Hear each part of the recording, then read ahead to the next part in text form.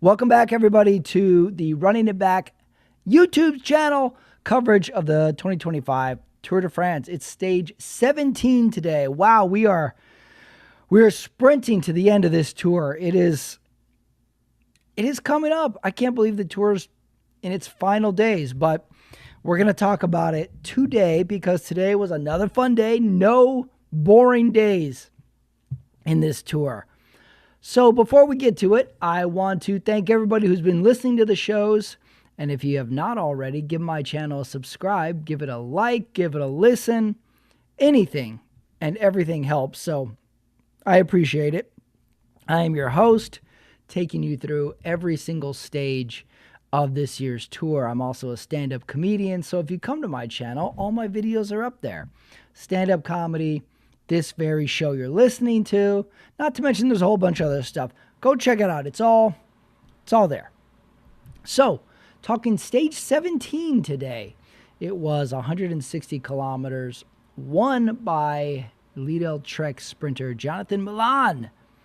So, like we do every single day of the tour, we're going to go through our segments, starting with headlines today. So, what do we got for headlines? We've got Milan wins in a sprint finish, but there was a crash with 1K to go. Took out a couple sprinters. He was safe. Some other sprinters were not. However, it doesn't seem like anybody got seriously damaged. And as my secondary headline, another fast start. Milan was dropped over the first climb of the day. And his riders, his own teammates, Trek riders, rode the front. Question mark. I am a little confused by all of this, but we're going to talk about it. So, first headline of the day, Milan wins a crash. It wins a sprint finish with a crash with 1K to go. Very interesting stage in that it was largely for the sprinters, but that one category's climb in the middle of the race today dropped a bunch of sprinters. And Milan was one of them. He got his way back in there. Then we had rain at the finish line. And as we saw right at almost exactly at 1K to go, we had a switch of wheels and overlapping something, and we had a big crash taking out or putting out of contention the other sprinters like Guilherme, who looked like the worst of everybody because he had some cuts. His shorts were ripped up, saw some blood. So it was him. Tim Melier did a great job to not crash, although he got held up and he was not able to contest the sprint. And then finally, Groenewegen also got caught up in the crash. So, it was a sprint win for Milan. It wasn't a traditional field sprint into the line, but nobody was really that badly injured. And Milan gets some valuable green points, green jersey points. So next headline. So I wrote down, we had another fast start. A lot of people vying for the breakaway. And Milan gets dropped on that categorized climb, which I think was about a Cat 4. And this was the curious part. And this is why I'm listening to all these shows to see if I saw this right. Milan was dropped, and his own teammates don't drop back for him. In fact, they ride the front of the group. I couldn't understand this. I think Bob Roll and Phil Liggett actually bring this up a little bit, but I'm listening to the other shows. I listened to the Move podcast. No mention of it. I was like, did I see this right? And I'm not sure. So let me see if I'm looking at this right. I'm gonna bring this up. Okay, so let's take a look at this. Hold on, I'm going to make this bigger here. Let's stop the share. Because we're going to go through this. Let's blow it up. Okay, now, take a look at this. Like I said, we went through the categorized climb. Milan is dropped. It's an important stage because he wants to get not only points on the intermediate sprint, but he wants to get points on the finish. He gets dropped. Take a look at this picture. Jonathan Milan is in the green jersey. So he's in the green group, which says plus a minute 30. The peloton, which is what's on the screen now. That's why it's highlighted in yellow. And look who's on the front. His own teammate, Quinn Simmons. So what am I to believe here? I don't know. If you look a little to the left there, in that maroonish jersey, white helmet, that's another Trek teammate. I believe that's Scoins riding near the front, but it was by and large Quinn Simmons setting tempo at the front. So you could say one thing, like he was slowing down the group, but he was covering a lot of attacks, which I guess makes sense. But how come no one brought this up? I didn't know if Milan was joined by any teammates.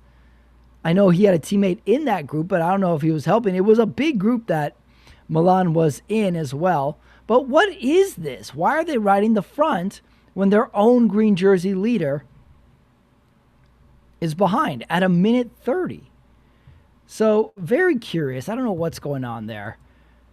And then fast forward to the end of the stage. And Jonathan Milan gets back in the group, freelances, wins the stage.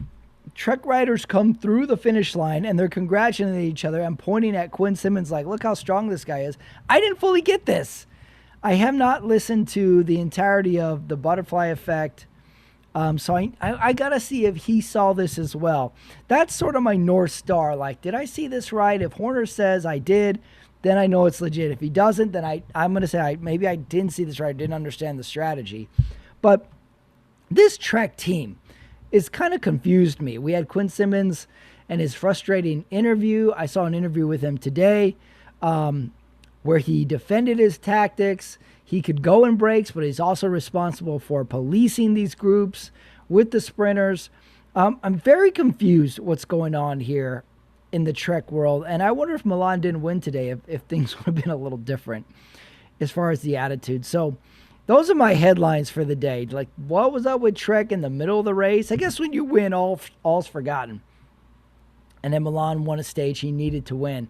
And the green jersey points is really heating up because there are points on the line for mountain finishes, apparently, which seems a bit odd, but that's the way the race is this year.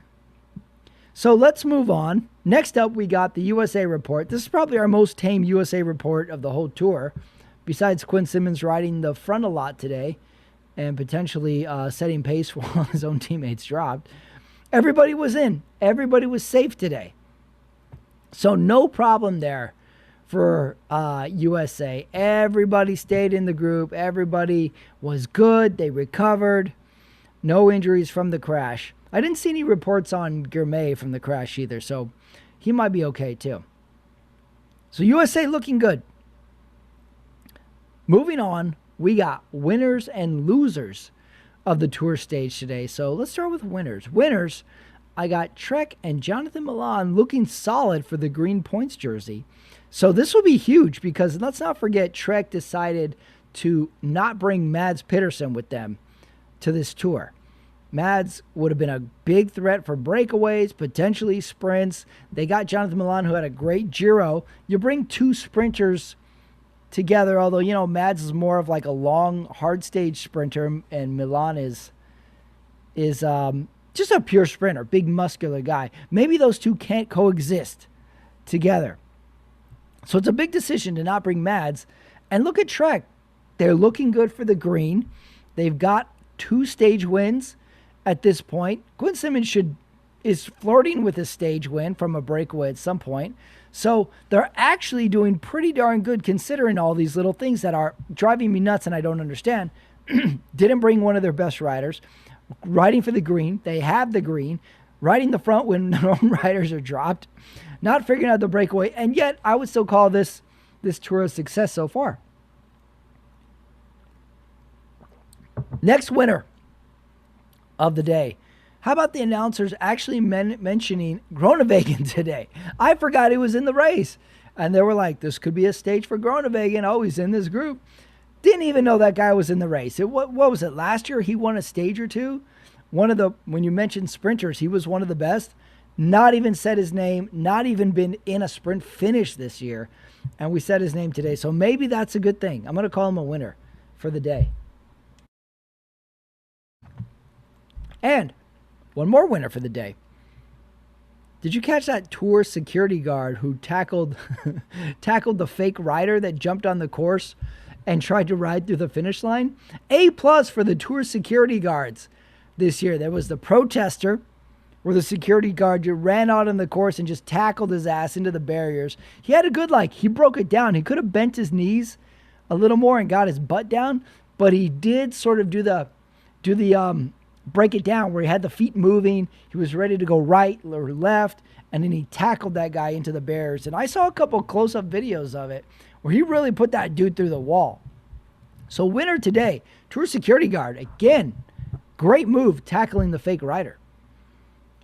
Now, losers of the day. I also got Trek and loser. They're in the winners and the losers for not helping Milan.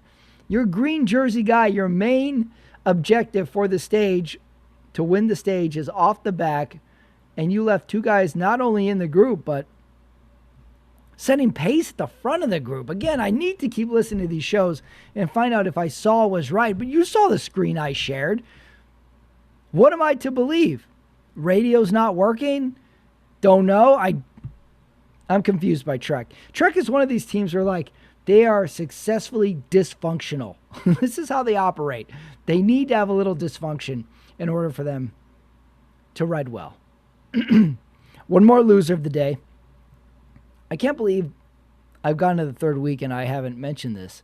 How about losers of the day? Maybe losers of the whole tour. How about that Q36 point something team? Basically the team that Tom Pidcock's on. They're not in this race. Pidcock was a big transfer over to this team in the offseason, presumably thinking so they could be in the tour. He left the team for who knows what reason. He wanted more role. He wanted more freedom. Well, guess what? Go to your own team. You're not in the race, Tom Pidcock. You didn't get invited. I can't help but think he would be an animator in this race, and he's not even here. This is a huge loss for not only Pidcock, but his team as well. If the goal was to get Pidcock so they can go in the race, you're not even in the race. We haven't said your name for 3 weeks. Loser. That's a loser. All right, those were winners and losers. But now let's move on because we got Media GC right now. So ranking the top podcasts or YouTube shows that I listen to and how much viewership they had from the previous stage. Let's start with The Move. I listened to The Move today. Great show. We had Lance took a moment to give a tribute, really, to Ozzy Osbourne, who died yesterday. Very nice tribute. Lance was a fan of him, always wanted to interview him, said he never met him, but he said something kind of weird or funny. I call it this is just a Lance-ism, where he goes, Ozzy Osbourne died. He was 76 years old. I'm way too young to lose him. He's 76 years old, Lance. How long do you think this guy's going to fucking live? Till 99? He got a lifetime of drug use. He made it to 76. I think that's about right. I think he had a good run. 76. I was hoping he would have went to 101. We lost him way too young. Who knew age and a lot of drug use could shorten your life? So that was Lance's take on Ozzy Osbourne. Much too young to lose a 76-year-old. But forget all that. The Move, for their Stage 16 coverage, received 63,000 views. Okay, next show, the Lanterne Rouge, received 31,000 views. So they're up a little bit. They usually get that mid-20s, upper 20s. They're at 31, so not competing with The Move, but trending upwards. And lastly, The Butterfly Effect, which is sponsored by Baker Tilly, and no one knows what that is. Hey, maybe Baker Tilly should sponsor this program. We'll put the banner up. I got room. The Butterfly Effect, 56K, so The Move has the belt again for most viewership for the previous stage. So let's see what the Media GC does tomorrow, because it's heating up. And tomorrow's a big stage too. So also interesting on the butterfly effect, Horner was not happy with a lot of people yesterday. Rightfully so. There's a lot of weird stuff going on. And he called it out. That's how you know if what you saw was correct, is if Horner notices it as well. So that brings us to tomorrow's stage, which is a really hard stage. I mean, I guess you would say might be the hardest stage in the race, and it feels like we've already gone through 10 hard stages in the race. It's hard for a couple of reasons, but here's the breakdown. We got stage 18 tomorrow. It's 171 kilometers, and we've got some climbing. Oh, do we have some climbing? But first, we have an intermediate sprint at 23K into the race. So if you're a track team or you're maybe a Soudal or something, you're going to try and control this to that intermediate. At 23Ks, it's possible to do that. So this is going to be a fast start to the stage, because guys are going to be trying to get in breaks, and there's going to be teams that are going to be trying to control this to lead out their sprinters. So we've got two warring parties going on here: breakaway, control for the sprint, and we got Trek. So who knows what kind of weird stuff they're going to do tomorrow. Okay, so we got an intermediate sprint at 23K, and then we have 3 beyond category climbs after that. Finishing with the beyond category climb, Col de Luz. It's going to be rough. It's going to be a tough one. It's going to be a tough day for climbing. It's going to be a tough day for the sprinters who are going to drop off the back after this intermediate sprint, most likely. They've got to make it in within the time cut. Time cuts have been pretty generous overall in this tour, so I wonder if they make it generous again tomorrow, and if anybody is going to be in threat of getting time cut tomorrow. But okay, so we got some questions to ask. What kind of ride does UAE and Pogacar instigate after this sprint finish? Because it's going to be up to the GC teams after that to make the race, and UAE in the jersey should ride the front after that. So now we go to Visma. Is the plan to put a rider in the break as a potential satellite rider or a stage winner? I think we will see that. I think we're going to see Jorgensen in a break. I mean, Simon Yates has shown he can do this. He would be a good one. And maybe Wout as a satellite rider too. Although, big picture, the satellite rider to come back and help Jonas has not done anything. So if we were to really think and tip the strategies on its head, Jonas should try and go on a break. He should try something. Maybe he should try something if he could get away on the flat and get some satellite riders to come back. I don't know. I don't know what you do at this point, but it's got to be something more than I'm going to try and isolate Pogacar and then I'll attack him. So we got sprinter teams to the intermediate and then GC teams taking over after that. And then we have to ask ourselves, when it comes to it, what's the breakaway situation going to be after that intermediate sprint? So we have a lot of intrigue going on tomorrow. And let's not forget the battle for third is still up for grabs here.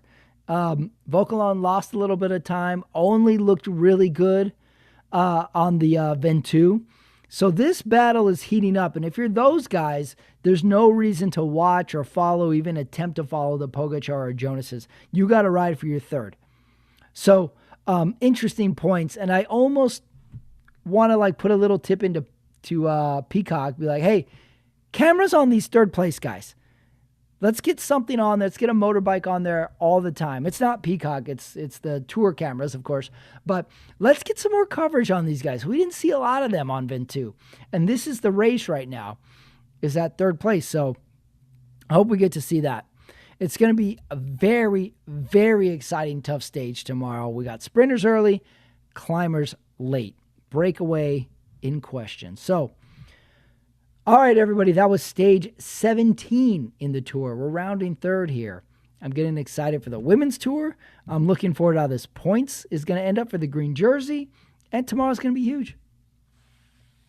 All right, everybody, don't forget to like and subscribe to my channel. I am your host, Patrick Ramirez, stand-up comedian, lifelong cyclist, and this has been my coverage of the Tour de France. I'll be with you every single day for a tour recap. I keep them short. I run through the segments. I talk about what I saw on TV and what looked weird to me.